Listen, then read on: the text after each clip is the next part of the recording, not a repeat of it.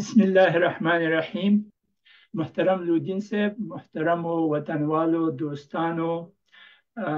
دغه 11 پروګرام ته تاسو ته راغلاست وایم. بسم الله الرحمن الرحیم. سلامونه تاسو ته درانه صاحب او له دې لارې ټولو وطنوالو ته دغه 11 پروګرام ته چې تاسو یادونه وکړه. نن د جمعې ورځ ښه راغلاست وایم. هیله ده چې ټول جوړ او روغ اوسي.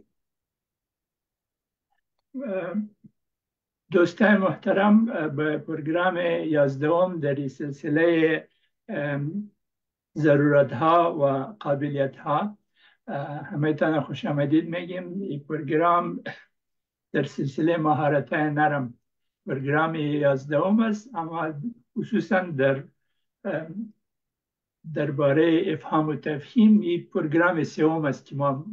تقدیم میکنیم. از همه ټولو دوستانو مننه کوم چې د موږ سره دغه وخت تیروي، او هیله لرم چې دغه پروګرام په خپلو ټولنیزو پاڼو کې شریک کړئ چې نور دوستان هم د دغه پروګرام د محتویاتو نه برخمن شي. په رښتیا توګه د مفاهمې یا افهام و تفهیم موضوع یو له ډیرو اساسي موضوعاتو ده چې د انسان زندگی او د انسان د زندگی طرز او د اړیکو د نوعیت او په هغو کې د تعاملاتو او نتایج له دې سره زیات تړلي دي. نو په دې لحاظ باندې موږ او تاسو د مفاهمې یا افهام و تفهیم په بحث باندې کوشش دا کوو چې لږ ډیر تم سو او په دې کې لږ په تفصیل باندې دغه قوانینو او اصولو باندې خبرې وکړو.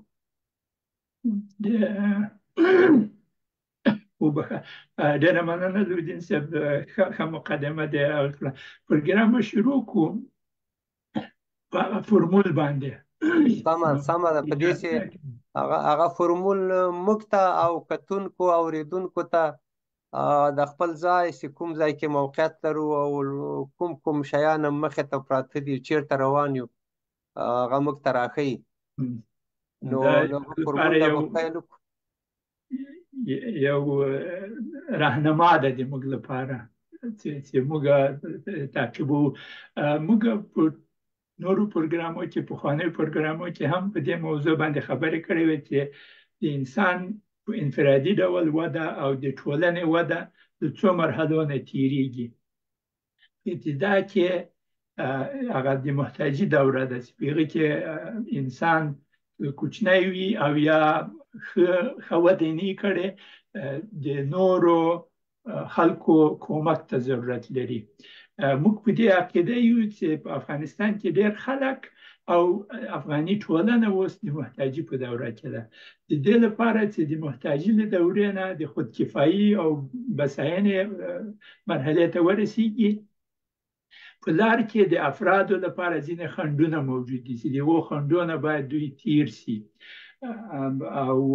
د دې لپاره چې خودکفایي مرحلې ته ورسیږي 3 خنډونه دي چې موږ خبرې په هغه باندې وکړې، چې یوه ژبه ده، بل د مقصد نشتوالی ده، او بل د انضباط نشتوالی ده. هر وخت چې دوی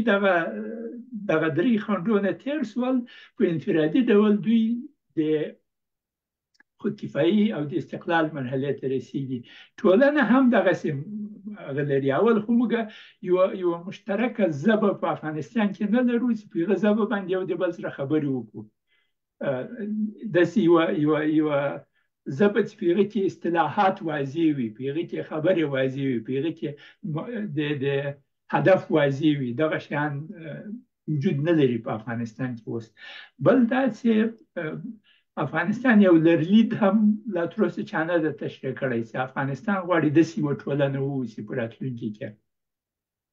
او په هغه لاره کې چې تر څو چې هغه لرلید نه وي واضح شوی، د هغه لپاره پانګونه هم امکان نه لري. نو دغه مشکلات په ټولنه کې هم موجود دي.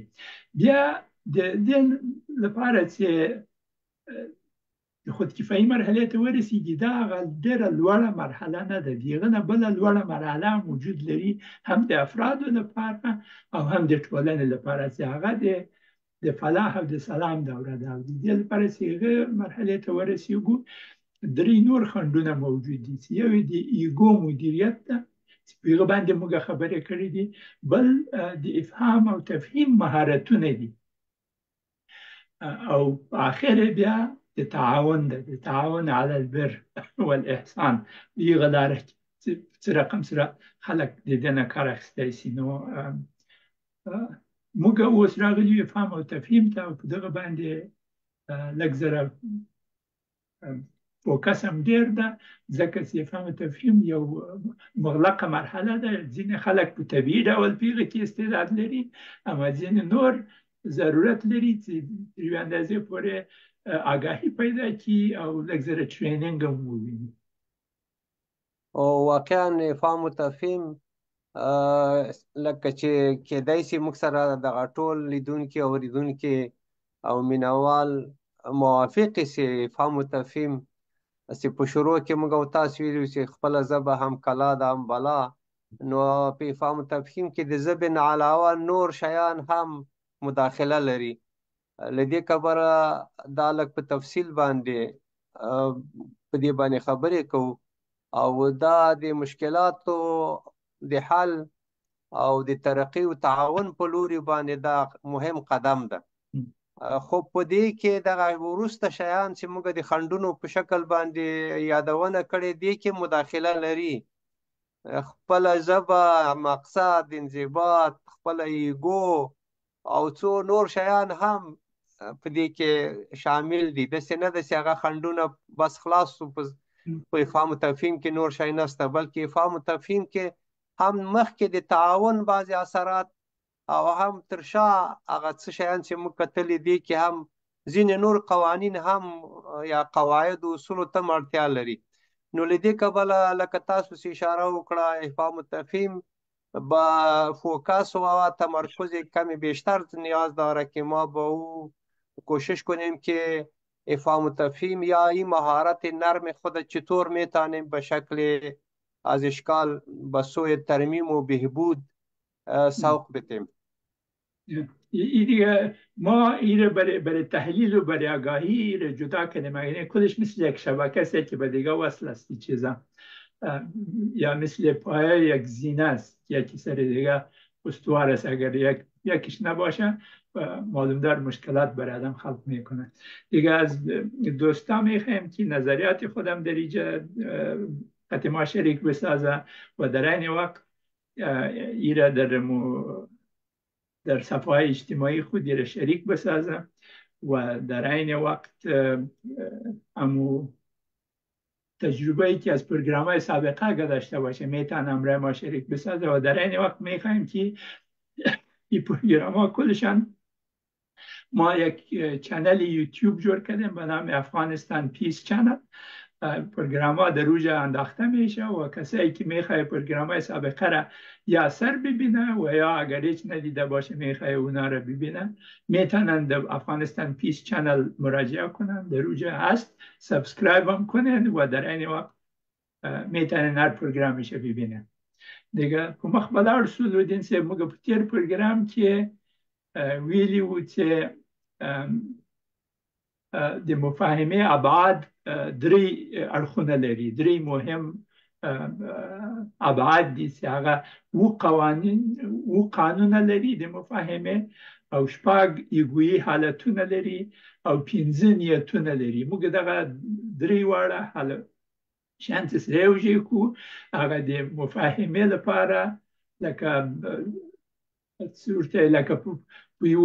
یو طعام کې یو طعام خلک پخوي، په هغه کې څو شیان ورچي، د دې لپاره په هغه کې اوبه، غوړي، مسالې، هر شی نور چې سړی پخوي، که صابوي، که غوښې، که وریځې، که هر شی، نو دغه ټول سره یوځای شي هغه اصل طعام ترې جوړیږي. وپوهېدې؟ نو د افهام او تفهیم په باره کې هم دغه و قانونه او شپږ ایګویي حالتونه او د 15 نیتونه یو د بل سره تعامل کوي، او دغه په نتیجه کې افهام او تفهیم یا موافق کیږي، تفاهم ته رسیږي، او یا دا چې ناکامیږي او موضوع توپکو ته رسیږي. توپک او سوکان او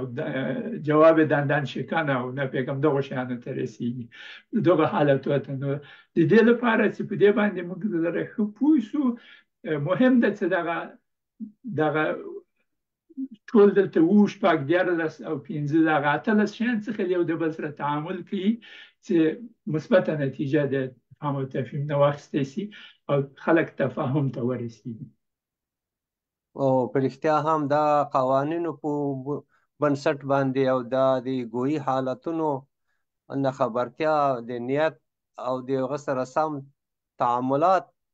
د مفاهمې وضعیت معلوموي چې مفاهمه په کوم حالت کې ده. نو دغه قوانین چې دي د مفاهمې قوانین دلته په خلاصه په تیر پروګرام کې په دې باندې وغږېدو، اما د دې لپاره چې زموږ حافظه لږ ذره را تازه شي داسې سرسري پې تېرېږو. دغه قوانین چې دي، یو د حالت او وضعیت قانون ده، یو د حضور قانون ده،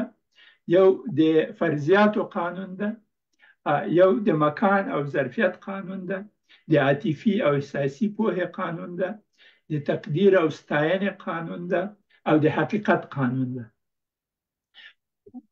بس دلته به خلاصه کو په جزئیاتو به بیا پې وغږېږو. او دغه شپږ ګویي حالتونه چې دي،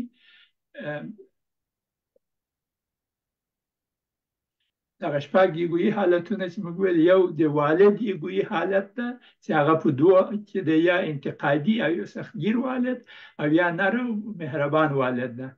یا د بالغ ګویي حالت ده، او یا د ماشوم ګویي حالت ده چې هغه په درو هغه باندې تقسیم شوی چې یو ناڅاپي ماشوم ده، یو غلی او یا عاجز ماشوم ده، او یو غوسه‌ای ماشوم ده. دغه باندې هم بیا په جزئیاتو سره وغږېږو چې د هر یو ګویي حالت خصوصیات چی شي دي، یو خصوصیاتو به بیا وغږېږو. بل موږ وویل چې دغه د تعامل راکړه درکړې پنځه نیتونه دي، او هغه نیتونه چې موږ همیشه د نورو خلکو سره تعامل کوو د فهم او تفهیم په ساحه کې، موږ یو د دغو پنځو نه په زړه کې لرو چې موږ دغه حالت نه کوو. یو دا ده چې ځاني ګټه ده، دا بل ته ګټه ورسیږي که ونه رسیږي مهم نه ده، اما ځان ته مقصد د ما ګټه ورسیږي، بل ما ته ګټه ورسیږي او مقابل طرف ته تاوان ورسیږي، ضرر ورته ورسیږي. یا په ځینو مخصوصو حالتو کې که موږ تاوان قبلوو، د دې لپاره چې بل نفر فکر وکړي چې هغو ته ګټه رسېدلې ده، او یا هم دا ده چې فرق نه کوي که ما ته تاوان ورسیږي، خو مقصد دا ده چې بل طرف ضرر وویني. یعنی که د ما لاسم مات سي صحیح ده، خو مقصد د بل نفر خوله ور ماته کړم. Let's put it this way. بل دا هغه ډېر دوامداره حالت او د دې لپاره چې ګټور ثابت شي د ټولو لپاره، هغه دا ده چې د ما نیت دا ده چې ما ته هم ګټه ورسیږي او بل طرف ته هم ګټه ورسیږي. نو په دا روزمره زندگی کې د دنیا حالاتو ته سړی ګوري، همدا حالتونه پکې ښکارېږي، د ایګو وضعیت هم پکې ښکارېږي، او دغه د تعامل نیتونه هم پکې ښکارېږي. بعضې خلک خبر یا خبر نه وي، خو دغه قوانینو په منځ کې مفاهمه یې فهم و تفهیم وړاندې تګ کوي چې هلته دغه شیان تقریبا د مفاهمې یا فهم و تفهیم نتایج، زه فکر کوم چې دغه شیان هغه آخري نتایج ښیي چې بالاخره په تعاملاتو کې آخر څه شی کېږي. رښتیا همداسې. نو لاړ به سو دغه قوانینو ته، قوانین به شروع کړو. نن به امکان لري 3 یا 4 قوانین به موږ مطرح کړو، بیا به بل پروګرام کې ټول خلاص کړو، او نو امکان لري 3-4 نور پروګرامونه د فهم او تفهیم په باره کې وشي. خو ښه خبره همدا ده چې د فهم و تفهیم اصلاح او د دې نرم مهارت راخپلول، یا د دې سره د خپل ژوند یا د مفاهمې عادت کېدل هم ډېر تمرین او وخت غواړي، توجه او پاملرنه هم غواړي چې موږ په کوم حالت کې یو، یا یو مجلس چېرته چې روانې دي یا بحث، هلته کېدای شي یو څوک مشاهده کړي چې وضعیت څه رقم ده، یعنې کومې خواته روان دي، ایګو څه حالت لري، دا قوانین څنګه وضعیت لري هلته. نو دا ډېره مهمه موضوع ده نو اول موږ ویل د حالت او وضعیت قانون دا چی شي ده څه رقم سره وکړو د خبرو اترو یا د فهم او تفهیم نتیجه د دواړو خواو په حالت او وضعیت پورې اړه لري قانون دغه ده چې نتیجه په دې پورې اړه لري چې زه په کوم حالت کې یم او د مقابل طرف په کوم حالت کې ده کله کله ډیرو وختو کې خلک یا هیوادونه یا مثلا په سیاسي مسابقو کې یا په سیاسي لوبو کې چې په دنیا کې روانې دي ځینې وخت دوی جنگ کوي د دې لپاره چې هغه د مقابل طرف حالت بدل کړي یا خپل حالت بدل کړي چې نتیجه یې واخیستي په انفرادي تعاملو کې هم همدغسې کېږي خلک د دې لپاره چې خپل وضعیت ښه نتیجه د ځان لپاره ورکړي خصوصا که هدف دا یې چې ځان ته ګټه ورسیږي نو دی خپل حالت ښه کوي تر څو چې ښه نتیجه ترې واخلي د هغه تعامل نه او دا د انسان حالت او وضعیت په څو شیانو پورې اړه لري یو دا ایګویي حالت ده چې دوی په کوم حالت ایګویي هغه شپږ هغه چې موږ ذکر کړل د والد ایګویي حالت ده د بالغ ده که د ماشوم دغه پورې اړه لري بل عزت نفس ځان ته څومره اهمیت ورکوي دوی یایي چې زه خو خاورې پلانه یم زه خو څه شي نه لرم زه خو ځان داسې عاجز هغه کې معرفي کړي ډېر تاثیر کوي انسان په ژوند او په تعامل کې د خلکو ذاتي اعتماد په ځان باندې په نفس باندې څومره اعتماد لري څومره جرأت لري څومره استقامت لري څومره ذهنیت څه ده آیا ذهنیت یې د ډار او د خوف په ساحه کې ده او یا که د جرأت او ماجرا په حالت کې ده دا ټول د دوی په هغه حالت او وضعیت باندې تاثیر کوي او د تعامل نتیجه هم د دغه نه معلومیږي نو دا د ایګویي حالت کې موږ او تاسو یو بل طبقه بندي مو ویلې وه چې که چیرې د ایګویي حالت یا د اماره بالنفس یا اماره بالسوء حالت کې همیشه په خپل ځان پورې تړلی او بس دا نفس ډېر ناوړه اقداماتو ته دی هڅوي یا مثلا هغه د نفس یو وخت د لوامه حالت لري چې ملامتي د تخکاره کوي او یو د مطمئنه حالت دی چې هغه د ځان او د نورو ګټې او مفاد همدارنګه عزت نو دغه په چوکاټ کې دغه دغه استقامت او اړیکې او ارتباطات شکل نیسي نو دغه ټول په دې قانون کې تقریبا ځای لري او زه دلته د ما شاګردانو ته چې زه درس ورکوم د کمیونیکیشن په باره کې زه داسې ورته تشریح کوم چې که ته غواړې په یوه کې په کار مصروف یې اما هغه کار دې نه خوښېږي غواړې چې یو بل کار پیدا کړې نو مخکې له دې چې له دغه کار نه استعفا وکړې یا دا کار پرېږدې بل کار پیدا کړه بل کار پیدا کړه بعد له هغه نه وکړه ځکه حالت تغییر خوري که چېرته ته یو کار لرې او د مصاحبې ته د بل کار لپاره لاړ شې د تا حالت یو ذاتي قوت لري ته کولی شې چې ښه شرایط په بل طرف باندې قبول کړي چې د تا لپاره یې درکړي اما که ته استعفا وکړې او هغه نفس اماره په تا باندې غلبه حاصله کړي استعفا دې وکړه چې نفس ګرځم بلا مې په شا بلا هم د پسش د مثال په توګه وي استعفا وکړې او یو وارې بیکار شې هېڅ عاید ونه لرې چې مصاحبې ته لاړ شې د تا حالت ډېر ضعیف کېږي ته بیا دومره قوت نه لرې چې ښه شرایطو سره نتیجې ته ورسېږي نو په نورو خبرو کې هم همدغه کېږي دغه فلسطین کې چې اوس جنګ روان ده او هلته خبرې هم کېږي د اوربند لپاره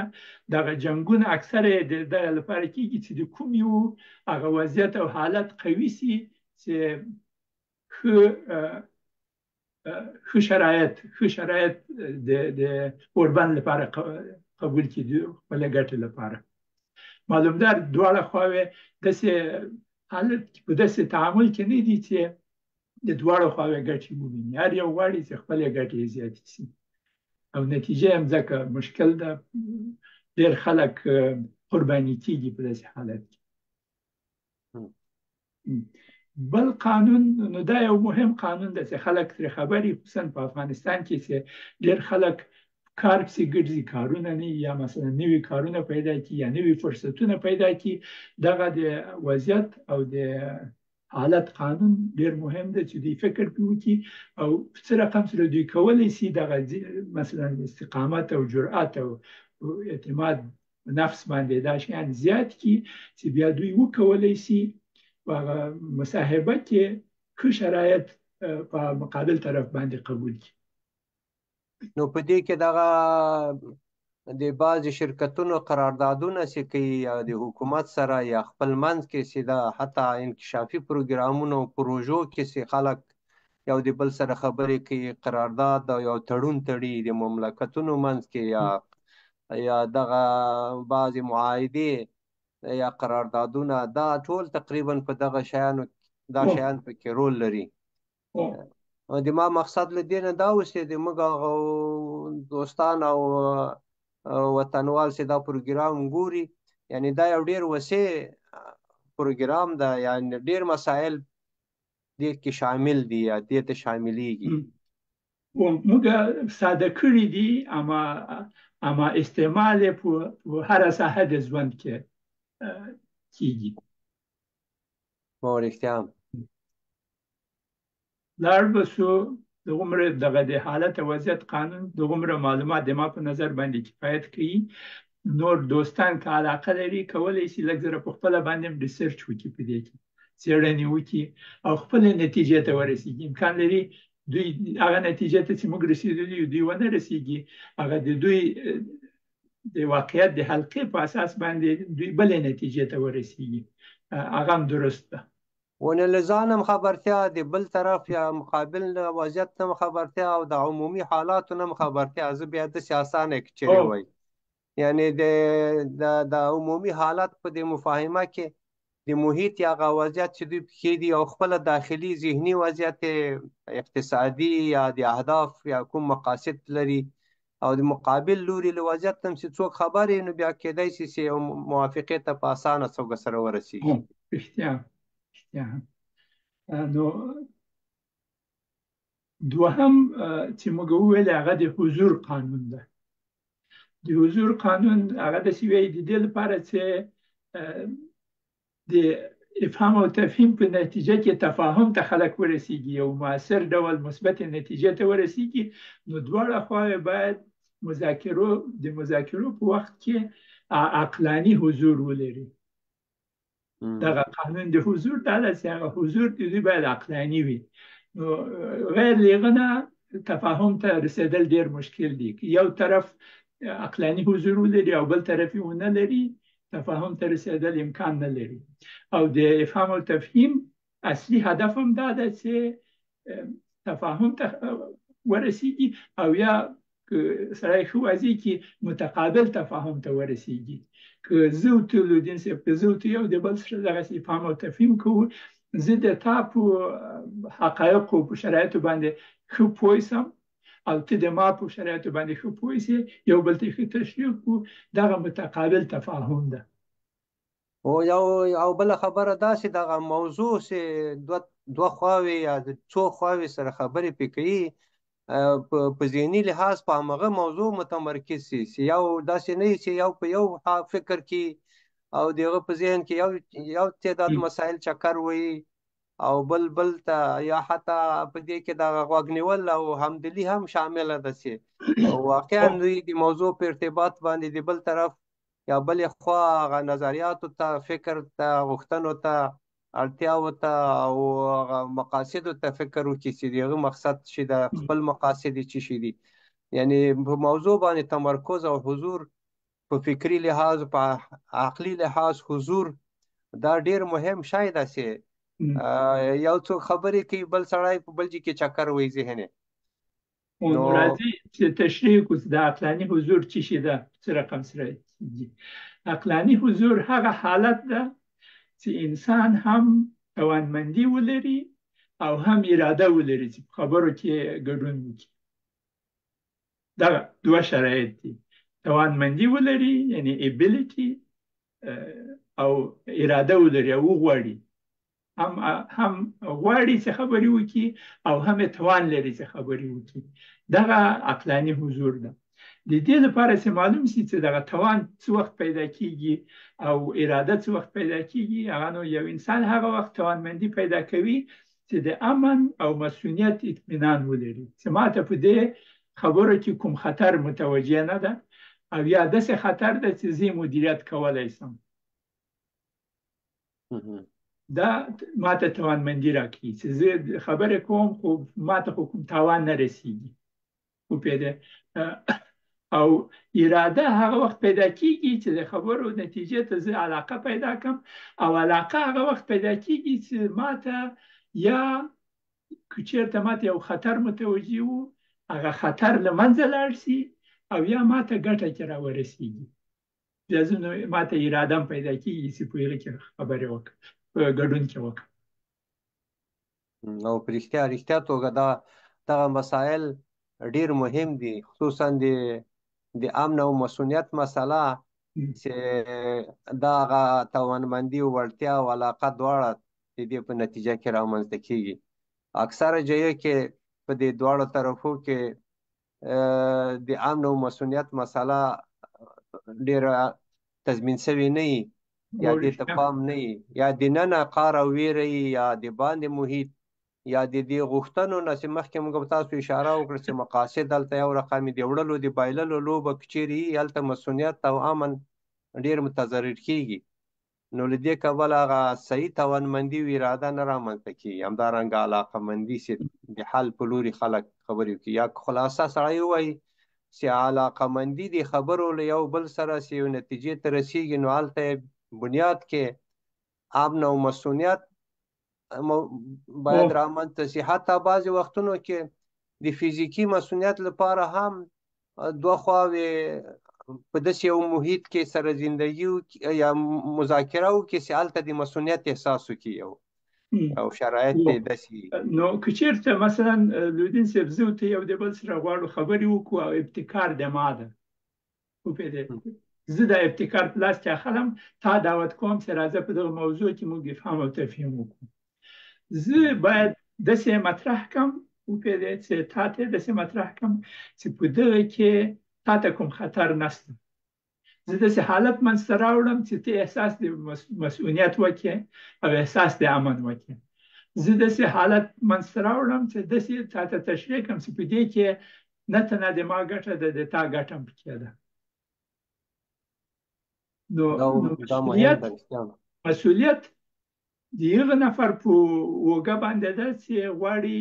د مذاکرې یا د خبرو یا د افهام او تفهیم ابتکار شروع کړي. او رښتیا دا ډیر مهم رول لري په مذاکراتو کې، په افهام او تفهیم کې، په نتیجې ته په رسېدو کې. زه دغه هغه درته وایم، دغه د دوحې کنفرانس چې د میاشتې په اخر کې کیږي، ملل متحد ابتکار کړی چې دغه کنفرانس جوړ کړي. نو ملل متحد د دې لپاره چې مختلفو ډلو ته احساس د امن او مسؤلیت ورکړي او د دوی علاقه هم راجلب کړي، ارجې ته هیئتونه لیږي. طالبانو ته افغانستان ته څو وارې هیئتونه ولېږل چې غواړي دغه امارت اسلامي خلک قانع کړي چې په دې کې د تاسې ګټه ده، تاسې ته کوم خطر نشته، راځئ ګډون کې وکړئ. په مقابل کې همسایه هېوادو ته هم دعوت ورکړی چې راځئ راسئ، په دغه کې تاسې ته خطر نشته،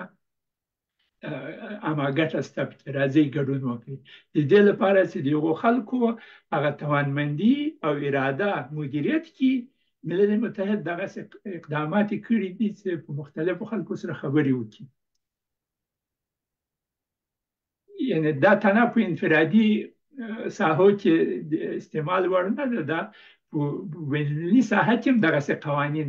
ضرور دي چې خلک یې تعقیب کړي. خو دا د اطمینان او مسؤلیت لپاره او علاوه له دې نه هغه ګټې یا نتایج چې وروسته تصور پې کېږي د هغه وضاحت نه اطمینان هم په دې کې رول لري څومره هغه لکه مخکې چې موږ تاسو وویل چې هغه د په توانمندي کې تقریبا دغه ټول قوانین یو د بل سره تړلي دي یعنی ټول دغه یو داینامیک تعامل ده وپېرې متحرک دي ټول یو د بل سره لکه د یو ماشین څه ورته وایي هغه ګراري ورته وایي پرزې ټولې پرزې ټول یو د بل سره باید کار وکړي په عین وخت کې حرکت وکړي چې یو ماشین په اسانۍ سره په مخ لاړ شي خپل وظیفه اجرا کړي نو دغه قوانین او اصول دا د افهام او تفهیم پرزې دي چې خلک پې پوه شي چې دا پرزه په خپله څه خل کار کوي او د نورو سره څه خل تعامل کولی شي چې په ښه صورت سره یو د بل سره کار وکړي په مخ به لاړ شو دریم قانون څه ده د فرضیاتو قانون ده د فرضیاتو قانون داسې ده د دې لپاره چې هغه افهام او تفهیم خبرې اترې په مؤثر ډول مثبتې نتیجې ته ورسېږي یعنې تفاهم ته ورسېږي نو دواړه خواوې باید یو د بل د فرضیاتو نه باخبره وي هغه فرضیات څه شي دي نو راځئ په دې باندې وغږېږو په افغانستان کې که دوه نفر سره غږېږي دې ته متوجه اوسئ چې ځینې خلک د پاکستان دښمن بولي ایران دوست بولي ځینې خلک ایران دوست بولي ایران دښمن بولي او پاکستان دوست بولي ځینې امریکا دوست بولي ځینې رقم فرضیات دوی لري نو که چېرته زه د یو نفر سره وغږېږم د مثال په توګه او زه خبر نه یم چې دا نفر پاکستان یې ډېر بد ایسېږي یا د پاکستان نظام یا دغه دوی چې ورته یې اسټابلیشمنټ دا یې ډېر بد ایسېږي او زه لاړ شم او د هغو صفت وکړم چې دا ګوره په داسې یو خصمانه ساحه کې ځان ساتلی ده دغسې خبر د مانه ووځي حتی که واقعیت هم وي که طرفدار هم نه یم بل نفر باندې بده لګېږي هغه د ما سره یو پرده اچوي زه بیا تفاهم نشم ورسره کولی د هغه نفر سره ځکه یو ذهني خنډ رامنځته کېږي چې هغه د اعتماد او باور او همدارنګه د نور ټولو قوانینو باندې یو نقم اثر غورځوي یا مثلا دغه تحریک طالبان په دې عقیده وو چې څوک د غرب سره په تماس کې دي غربیان ټول کافر دي د مثال په توګه ځینې خلک شته په افغانستان کې وایي چې غربیان ټول کفري نظام ده دا د دوی فرضیه ده نو که چېرته ته د غربي نظام صفت ورته وکړې ورته وایې چې داسې ګټې لري د هغه په ذهن کې تاثیر نه کوي ځکه چې هغه مخکې تصمیم نیولی چې دا یو کفري نظام ده باید د دې سره څوک تعامل ونه کړي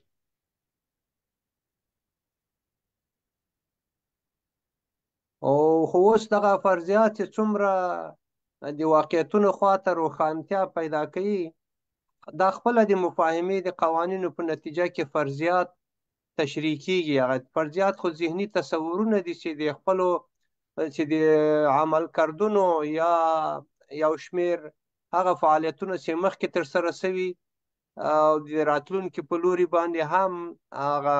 اعتماد او باور چې موږ تاسو ویلې ده ته زیان رسېږي یا په هر صورت د هر چا سره خبرې کېږي یو تصور موجودي دغه تصور په نتیجه کې فرضیات رامنځته کېږي رښتیا ځینې خلک اوس په افغانستان کې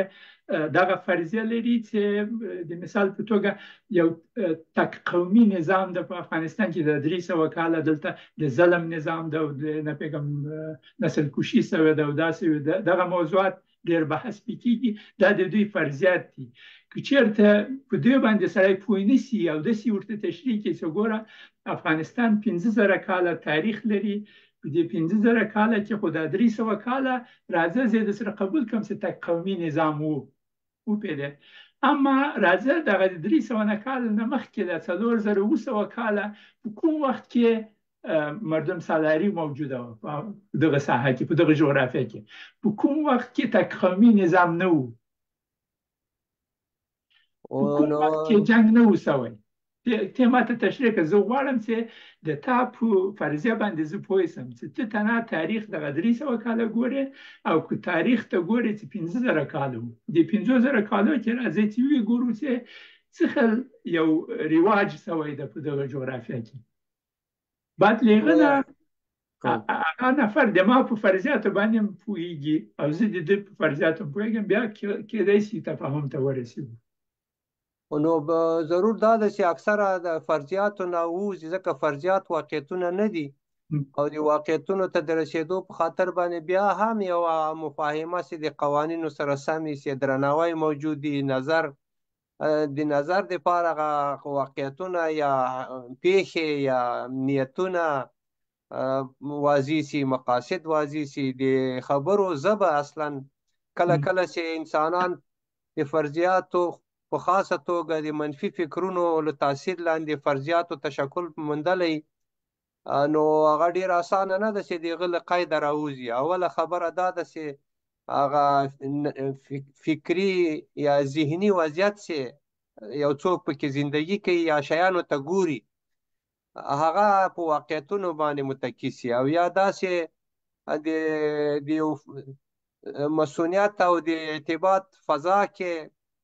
یو د بل هغه نظریات ولیدل شي، یا مثلا د راتلونکي لپاره مقاصد روښانه سي چې بیا نو د فرضیاتو نه خلاصون رامنځته کیږي. له دې کبله اکثرا که چیرې په فرضیاتو کې خلک موجود دي نو مفاهمې ته اسانه باندې نه رسیږي. ریشه فرضیات در ماضی است. اگر ما طرز دید ما که ما دربارش فکر کردیم، وقتی فرضیات ما ریشهش ببینیم در ماضی است و مشکل بزرگی که در افغانستان هم هست که بسیار وقت برای یک دورنمای آینده مردم سرش فکر نمیکنه. همیشه بحث در ماضی است که در ماضی چی کار شد و یک مشکل ما همی است که ما خودت سر زمین بسیار کار میکنیم که ما تشویق کنیم مردم یک دورنمای برای افغانستان دربارش فکر کنه، او را تعیین کنه، او را نوشته کنه، سر ازو به موافقه برسن. بعد از او میتونه از فرضیاتی که ریشهش در ماضی است از او خود خلاص کنه.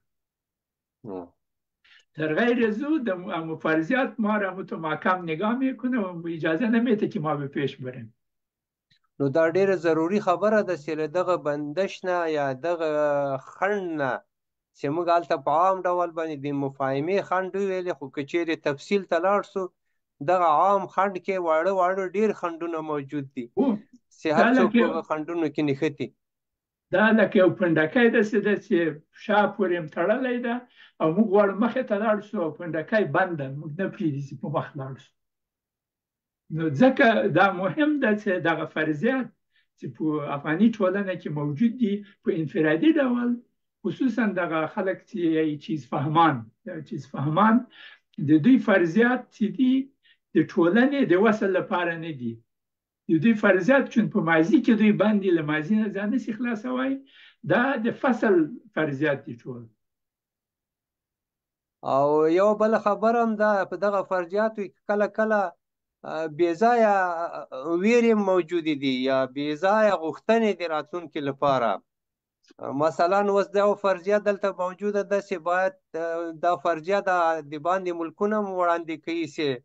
همه شمول په نوم باندې، یا مثلا برخه چې تر څو برخه نه وي دا ملک و نظام به در حال چې په ډیره ځایو کې دا په برخې په شکل باندې نه دي، ټول خلک باید برخه ولري، خو څه رقم برخه ولري دا تشریح کړي نه دي چې څه رقم برخه ولري. یا مثلا هغه د برخو یو واقعیت چې له پخوا نه تاسو اشاره وکړه چې پخوا کې خلک ماضي کې بند دي. ماضي کې موږ یوه تجربه لرو که نه، د 100 کلن جنګ کې خو برخې موجودې وي او خلک اوس هم هغه فرضیه غواړي چې په هغه فرضیه باندې راتلونکي ته هم ولاړ شي، خو نتیجه یې موږ ولیده چې سمه نتیجه نه وه. نو نو د دغه یو بخښنه غواړم، مهرباني وکړه خبر د د خلاصه. یو د نوې مشترک ویژن یا لرلید چې روښانه په توګه باندې، یعنی په روښانه ډول ترسیم سي، نو په هغه کې په اسانه توګه باندې له دې فرضیاتو نه خلاصون رامنځته کیږي او د عمل اراده او د مشارکت اصلي بڼه اسانتیا مومي. نو له دې کبله موږ ټولو ته، یا په هغه څوک چې چارواکي دي، د افغانستان د راتلونکي او د افغانستان د انکشاف دپاره روښانه څلي او اهداف وټاکي چې هغه نوشته سي، خلکو سره شریک سي، ولس په هغه کې ځان وګوري چې موږ کومې خواته روان یو. لکه چې د موږ په هغه کلي کې دا اوس موږ د خودکفایي خواته او د فلاح او سلام په لوري روان یاستو. نو دغه شیان بیا کومک کوي چې موږ ته هغه د مزل یا هغه مسیر رڼا کړي. نو چیزی که شما اشاره کردین بسیار موضوع مهم است و درباره زو دورنما را ما در پروگرام سابقه یک متن شما مانده بودیم و انشالله در این سلسله پروگرام ها وقتی که افهام و تفهیم یک ذره به اندازه کافی علاجی شد و همی 6 مانعی که دربارش گپ میزنیم، باز میم سر نظام عادل و معتدل و خادم، سر نظام، سر دورنما چه قسم یک دورنما باشه. ما یک متنش هم داریم، باز مطرح میکنیم برای هموطنان ما دربارش فکر کنن و شاید او را با طرز دید خود را تغییر بده یا امور قبول کنه یا بگویه که خوب است یا اینی چیزش اگر اصلاح شد خوبتر میشه. دیگه این چیزا آیسته آیسته مطرح میکنیم، اما این پروگرام یک روزه نیست، اما برای که باز آدم به صورت مؤثر و مثبت دربارش گپ بزنه، به این مهارتایی که آل ما دربارش گپ میزنیم، مهارتای نرم، مهارتای فهم و تفهیم، به این چیزا ضرورت داریم. از او خاطر این به قسم مقدمه باید ارائه شوه و مردم از او آگاهی پیدا مخ بلار سو کافی اندازه د فرضیاتو په باره کې وغږېدو. څلورم قانون د مکان او ظرفیت قانون ده. دغه به د نن ورځې د موږ اخري قانوني پدې ځکه زه فکر کوم چې خلکو ته ډېر محتویات چې ورکړي هغه کېږي د په انګلیسي اوورولم ورته یې، نه پوهېږم چې په پښتو یا په دري باندې څه ورته یي. رښتیا هم بیا ډېر بوج کېږي، ډېرېږي. دغه به اخر وي. د مکان او ظرفیت قانون داسې ده چې د یو انسان خبرې په مؤثر ډول هغه وخت اورېدل کېږي چې مقابل طرف د هغو لپاره ځای او ظرفیت ولري. موږ خو ویلې چې عقلاني حضور وي، د عقلاني حضور نه دا یوه پایه ور وړاندې ده، نه تنها عقلاني حضور ده، اما زه دومره ظرفیت هم لرم چې نورالدین صاحب د تا خبرو ته غوږ ونیسم او لکه سټیون کوي چې اول د مقابل طرف په خبرو باندې ځان پوه که، بعد له هغه نه بیا مقابل طرف خپل هدف باندې پوه که. دا په دومره مرحله کې راځي. اول ځان د مقابل طرف په هدف باندې، د هغو په فرضیاتو باندې، د هغو په حقایقو باندې، د هغو په مشکلاتو باندې ځان پوه که، بعد له هغه نه بیا خپل شیان ورته تشریح که. نو دا قانون ډېر مهم قانون ده او په دې کې هغه غوږ نیول او نور شیان ډېر مهم دي. یو مثال به دلته وکړو، یو مثال به دلته راوړم. دغه که چېرته د مثال په توګه زه او ته سره غږېږو او ما د شپې مې خوب هم نه کړی او کور کې برق هم نه او چای مې هم نه خوړلی ګیز، او مثلا خدا نخواسته په کور کې اوضاع خراب وي او کارم ماته خط لیکلی چې سر له هفتې نه ذاتي کار نه لرې. دغه ټول مشکلات چې د ما په ذهن کې وي، د ما په موضوع کې وي، او ته ماته دعوت وکړې چې ته راسه د ما سره وغږېږه، ته چې خبرې وکړې لکه دغه ټانک چې دلته وینې، دغه ټانک چې دلته وینې دا د اوبو نه ډک ده، ته چې هره خبر وکړې هغه د ټانک نه لویږي، لکه یو غوږ نه راځي له بل غوږ نه وځي. دغه په دې رقم سره ده. نو د دې لپاره چې زه دلته ظرفیت ولرم چې دا خبره ته غوږ ونیسم او ابتکار د تا په لاس کې ده، ته باید ما ته موقع راکړي چې زه اول د خپلو مشکلاتو په باره کې د خپله سینه خالي کړم، زړه مې تس کړم د دغه موضوع نه. او هغه داسې ده لکه دغه بل ټانک، دا بل ټانک چې دلته یې د لاندې یو شیردان ورته یي، لکه په افغانستان کې د شیردان ورته کېږدي او خلاص یې کړې او دغه ټانک چې ډک ده په ورو ورو خالي کېږي. زه خپلې خبرې کوم او ته غوږ ورته نیسې، زه خپلې خبرې کوم او ته غوږ ورته نیسې، خپلې خبرې کوم او ته غوږ نیولی فوکس هم کړی ده. بالاخره ټانک نیمایي ته رسېږي، بعد له هغه نه چې تا را خبر وکړي جایستمان زه غوږ ورته نیولی. یعنی ځای باید موجود وي هلته تر څو هغه هلته ځای په ځای شي. یعنی مغزونه که له احساساتو نه ډکي یا زړونه له احساساتو مشکلاتو نه ډکي، نو هغه خو په خپلو مشکلاتو کې په خپلو دردونو کې غرقي. د دې لپاره چې د بل چا خبرې واورېدل شي یا مثلا ضرورتونه یې پوره شي، نو موږ باید دې مسله کې یو مثال باندې موږ بعضې ملګرو په ورکشاپونو کې ورکاوه، یو چا اور اخیستی و بل سړي منډې پسې وهلې چې ودرېږه چې زه سګرټ لګوم په نو بعضې خلک چې دننه په مشکلاتو کې وي هغه نو په کار په دې ده چې د بل چا خبره چې اوري نو بیا وخت هغه ورته ظرفیت او مکان ورته په کار ده چې او هماغه دا خبر هم دا ده چې اورېدل له بل چا نه، د بل چا قصه، د بل چا وضعیت، د بل چا حالت نه کله چې څوک پوښتنه کوي خبرې کوي نو بیا ځای پیدا کېږي. کله کله په موږ دا د مذاکراتو خصوصا د اختلاف په برخه کې چې خلک مذاکرات کوي دغه شی ورته ډېر مهم وي، ځکه هغه چا چې درد لیدلی، تکلیف یې لیدلی، صدمه یې لیدلې ده، هغه اسانه نه ده چې تر څو هغه دننه له خپلو احساساتو نه خالی نشي، هغه وانه اورېدل شي، د هغه سره همدردي او همدلي ونه شي او غوږ ورته ونه نیول شي، هغه ته پیشنهادونه نوې خبرې بیا اثر پرې نه لري، سر هم نه پرې خلاصېږي او نه اوري، نه اورېدل کېږي، نه ځکه ځای نه لري، نه دلته ځای لري نه زړه کې ځای لري. نو دې کبله د مکان او ظرفیت قانون ډېر مهم جامع شی داسې او د دې لپاره چې ظرفیت پیدا کړي په مقابل طرف کې د غوږ نیولو په واسطه دوی کولی شي دا کار وکړي چې ښه داسې په اخلاص باندې ورته ووایي چې قصه دې وکړه، څه خل قصه ده او د هغه سره هغه امپاتي هم ولري او ډېر رول لري، امپاتي همدلي ډېر رول لري، ډېر مهم. بیا کېدای شي چې هغه نفر هغه خپل زړه خالي کړي، بعد له هغه نه بیا ځای لري چې ته هغه دې تا ته هم غوږ ونیسي، نو تفاهم بیا ډېر ژر منځته راځي چې هلته ځای پیدا شي. دغه غوږ نیول هم مختلف ابعاد لري. نو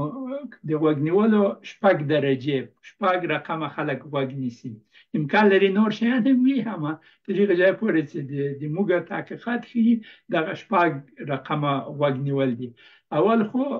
یو نفر غږېږي، ته جدي نه یې هم اورې خبرې، کله کله امکان لري مداخله هم وکړي چې بخښنه غواړم تا دا خبر وکړله ما واورېدله، د ما نظر دا دی چې ته بیخي په غلطه لار روان یې، موضوع خلاصه شوه، تی بحث نه کېږي. اما که ورته ووایي چې خبر مې واورېده زه خوشحاله شوم چې ته داسې فکر کوې، زه د ما فکر بل رقم ده، ما زه غواړم چې نور هم پوه شم چې ته څه رقم دغه نتیجې ته رسېدلی، زه غواړم چې معلومات پیدا کړم، بیا زمینه د تفاهم لپاره برابرېږي. نو دا یو هیرینګ ده، ته نه واورې. بل دا ده چې پریتنده ځان داسې تظاهر ښیې چې غوږ دې نیولی ده، اما اصل غوږ دې نه ده نیولی، فکر دې په بل کې ده، فکر دې په دې کې ده چې دا څه ورته وایي، دا څه چټیات یایي. اما یا په خپلو خبرو کې دننه مشغول د ذهني محاوره، ځکه چې موږ او تاسو دا ټول انسانان، خصوصا موږ او تاسو ولسونه او یا چیز فهمان چې تاسو وایي، چیز فهمان اکثره په خپل ذهني مزاح او هغه ذهني تصور چې د سره موجود او ثبت شوی ده په هغه قید کې ده، په موږ چرتونو کې ده، یا دا معنا چې ځان ته د جواب ویلو یا د مخالفت د اظهار یا د بل د خبرو د ردولو په پروګرام کې د ماغزه، نو بیا د بل طرف خبرې هیڅ نه اوري. په دې حساب باندې ظاهرا شامل ده په مجلس کې، اما ټول ذهن یا زړه په بل شي باندې مشغولي. او رښتیا بل رقم غوږ نیول، هغه ته بیوګرافیک غوږ نیول وی. یو نفر کیسه کوي، وی چې ما داسې کار مې وکړ، داسې کار مې وکړ، دغه نفر چې پوه شي چې دم داسې کار کړی، په هغه وخت کې ذاتي مداخله کوي چې ما هم دغه کار کړی و، څو کاله مخکې ما هم داسې وکړ. هغه د بل نفر د خبرو سلسله قطع کړي. او دا طبیعي هم ده چې کله څوک خبرې کوي، هغه حافظه کې هغه نور مشخص فایلونه چې ورته فایلونه یې هغه خلاصیږي، او بیا هغه بل طرف خبره چې شروع کړي ذاتي موضوع واخلي ترنه بیا هغه په خپله قصه کې خپله یې شروع کړي ذاتي. دا هم تفاهم ته نه رسېږي، یعنې دا هم یو خنډ ده د افهام او تفهیم په اړه کې. بل رقم چې د هغه انتخابي غوږ نیول، سلیکټیو غوږ دې ورته نیولی، تر څو چې هغه نفر داسې یوه موضوع پیدا کړي چې ته واخلې، د یو لغت استعمال کړي یا یو اصطلاح، ته واخلې ترې او انتقاد پرې شروع کړي، او یا د هغه شیانو ته غوږ ونیسي چې د ده په زړه باندې برابر یا نور شیان چې نه وي، نور هېڅ وانه اوري، خلاص هغه هېڅ قصه کې هم نه وي. دی په دې کې لټوي چې کوم شي ته غوږ ونیسي یا کوم شی د ده په ګټه یا د ده په طبع سره برابر وي. نو دغه څلور واړه چې دي، دغه درست غوږ نیول نه دي. دا یعنې د خنډ ده، اصلا د مفاهمې خنډ جوړوي. متاسفانه اکثر خلک په دغه څلور حالتو کې غوږ نیسي. هغه ډېر مؤثر غوږ نیول چې دي، دا پنځم او شپږم، چې هغه فعلي غوږ نیول ده او عاطفي، یعنې امپتي ولري او د همدلي له نقطې نظره غوږ ورته ونیسي. او دغه به داسې تشریح کړو په دا بل سلاید کې چې فعلي غوږ نیول څه ده. هغه دا ده چې مقابل طرف ته متوجه اوسه، چې هغه نفر غږیږي ورته متوجه اوسه، معلوماتي پوښتنه ترې کوه، وبخښه په دغه موضوع باندې پوه نه شوم، دا که بیا تشریح کړي زما لپاره، زه غواړم چې ښه پرې پوه شم، د خپل برداشت خلاصه بیان کړي. خبرو کې ویل چې د تا له خبرو نه زه داسې پوه شوم، الف ب جیم، آیا دا درست ده که کوم جي کې د معنا څه شي پاتې شول، ته ماته تشریح کړه. چې هغه ورته تشریح کړي، نو هغه نفر احساس دې کړي چې د ده خبرو ته غوږ نیول شوی ده. د مهمو نقطو نوټ واخلي، یا فکري نوټ واخلي، او یا ورته وایي چې والله دا خو ډېرې مهمه خبرې دي، اجازه ده زه یو څو ټکي ولیکم په دې باره کې. هم مقابل طرف ته اهمیت ورکړي او مقابل طرف د دې احساس هم کوي چې د ده خبرې مهمې دي، دغه نفر د نوټ اخلي. مقابل طرف نورو خبرو ته تشویق کړي، ورته وایي چې والله دا خو دې ډېرې ښې خبرې وکړې، ته لږ زره نور هم معلومات راکړه، نور هم وغږېږه، او هېڅ قضاوت ونه کړي چې آیا ښه وغږېده که بد وغږېده، فقط ځان پرې پوه کړي. یعنې د پوهېدنې په مقصد باندې یا د پوهولو په مقصد باندې قضاوت ونه کړي. او دغه شپږم ډول چې ده، شپږم ډول چې عاطفي غوږ نیول دي، هغه لکه دغه اکټیو غوږ چې موږ مخکې یاد کړو، د مقابل طرف په احساساتو ځان پوه کړي، دغه یې ور اضافه کړي، همدلي ورسره پیدا کړي، چې کوم درد ورته پیدا شوی، کوم احساس لري، کوم غم لري، کوم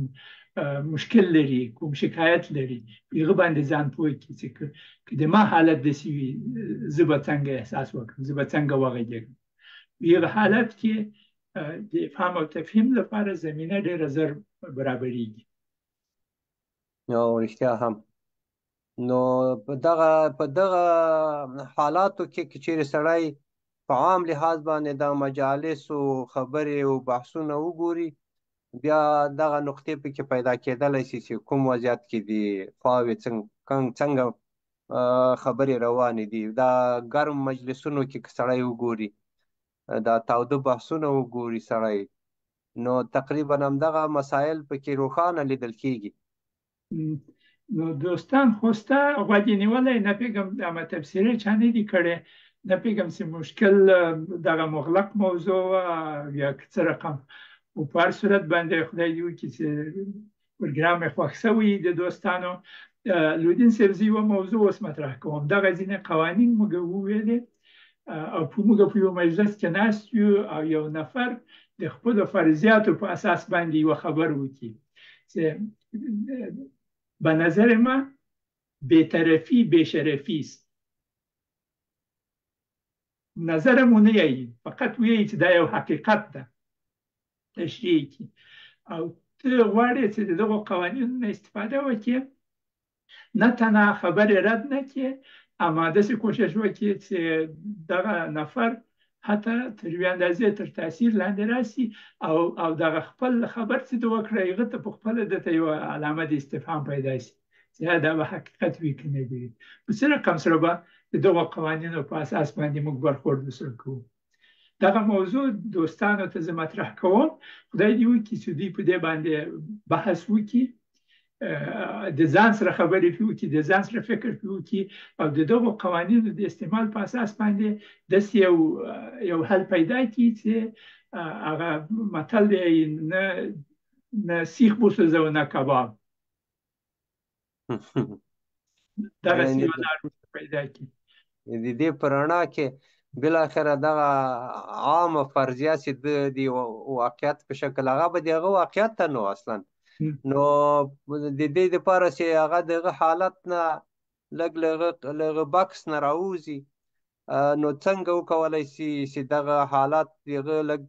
بدل شي یا نور واقعیتونه مو کتلی شي. دغه قوانین مرسته کوي. که مثلا ما سره وغږېږي دا نه زه په هغه مجلس کې یم، زه امکان لري پوښتنه ترې وکړم چې هغه ده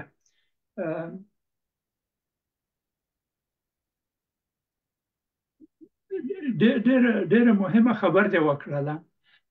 کولی شي دې ته لږ زره نور تشریح ورکړي چې تو ولې دې نتیجې ته رسېدلی چې بېطرفي بېشرفي ده؟ او دا ښه خبره ده چې دغه شاته احساسات او همدارنګه دغه تصور واضح شي. دا خو یو مهمه موضوع ده، ځکه په افغانستان کې ډېر خلک طرف یې نه ده نیولی، بېطرفه دي. مثلا په افغانستان کې امکان لري 60% په یوه ډله کې، 60% په بله کې، د باقي 80% په انګلیسي باندې ورته they don't give a damn، دی بېطرفه دي، یعنې نه د یوې خوا دي نه د بلې خوا دي، غواړي چې خپل ژوند وکړي. آیا دا 80% ټول بېشرف؟ خو دغه فکت وایي واقعیت ته چې رسېږي، یو څه په کار ده چې هغه له بکس نه راوځي، شاوخوا وګوري چې نور چېرته روان دي.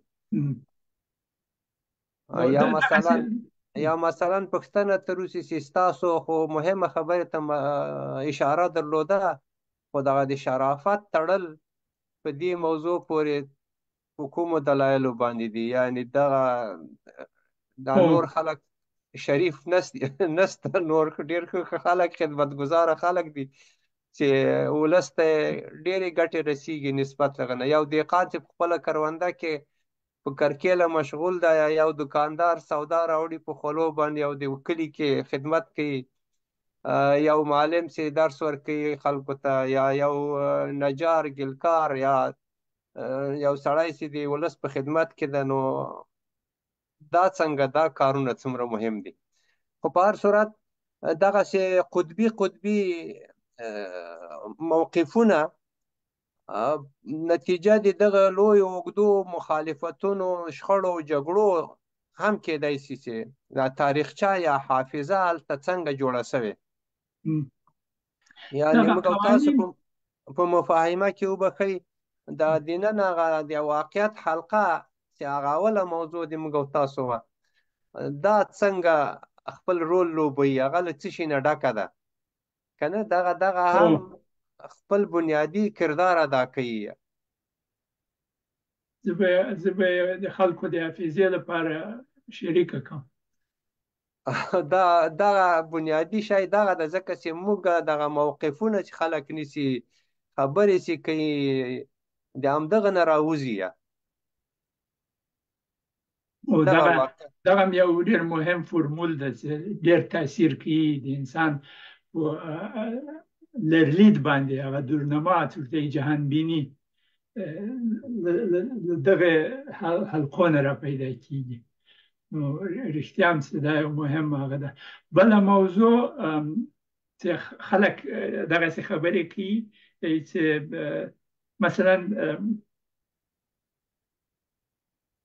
فلانی نظام که کلشان وطن فروش بودن یا خائن بودن، یا مثلا هغه وکی چې موضوع استخبارات است، داسې خبره مو کی چې دغه لکه چې دی په هغو استخباراتو کې غړی وي ځکه دومره معلومات لري. خو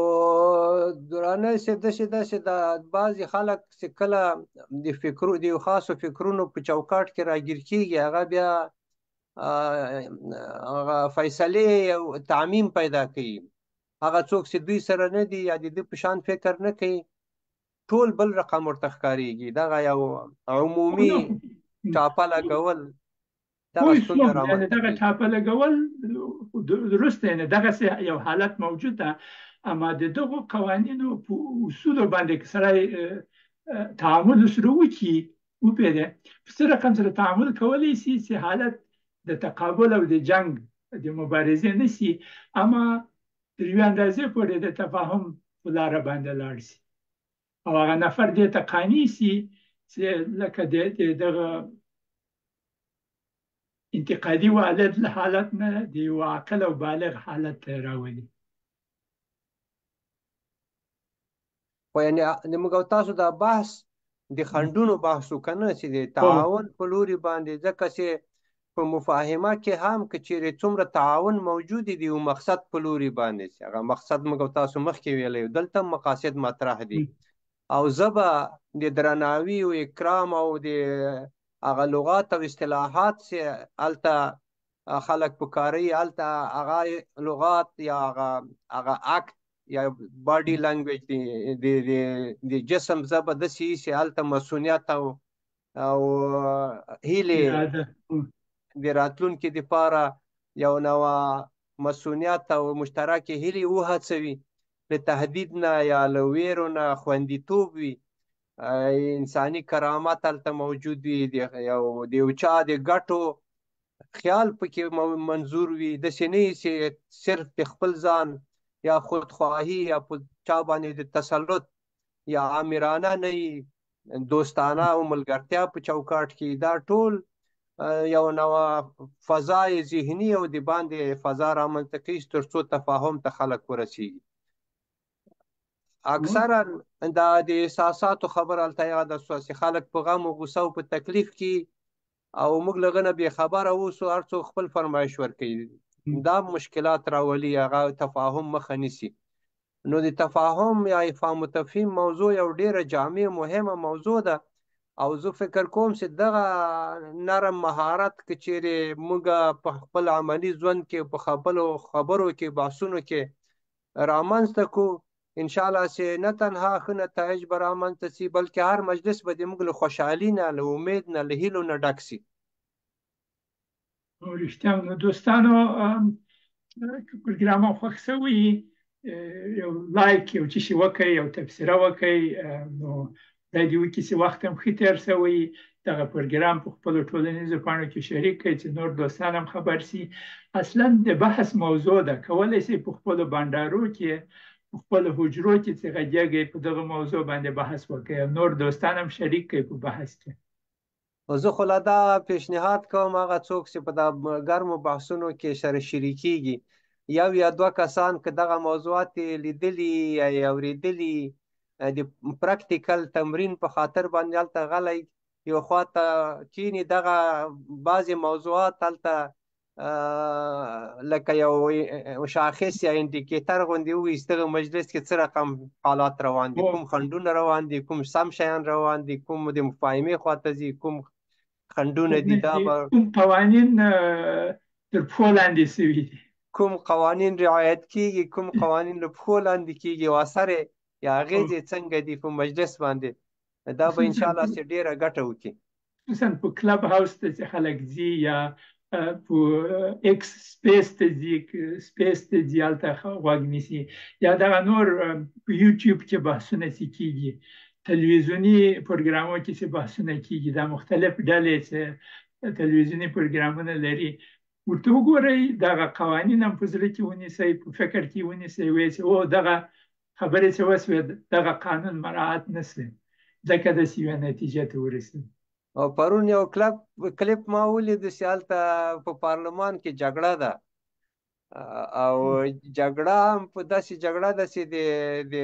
د پارلمان ښځینه غړو ترمنځ باندې جګړه وه، خو دا ټول د مفاهمې هغه وضعیت ښیي چې هلته څنګه روان یم. نو د دوستانو سره به خدای پاماني وکړو. ډېره مننه چې غوږ هم نیولی ده، او ډېره مننه چې کلک سوالونه مې موږ ونه کړل چې موږ جواب نشو درکوی. وروسته هم کولی شئ خپلې تبصرې ولیکئ که پروګرام هم خوښ شوی یا په څه رقم سره دا پروګرام ښه کړو، نور هم د دې لپاره چې ډېر خلک د هغو نه مستفید شي، ګټه ترې واخلي. او غیر له هغه نه به بس تاسې تر بلې جمعې پورې په خدای سپارو. الله مو مل شئ. الله حافظ. ډېر ښه وخت ولرئ او د مثبتې او نرمې او خوشحالونکې مفاهمې د تعمیر په لوري باندې به انشاءالله موږ او تاسو مخ ته ځو.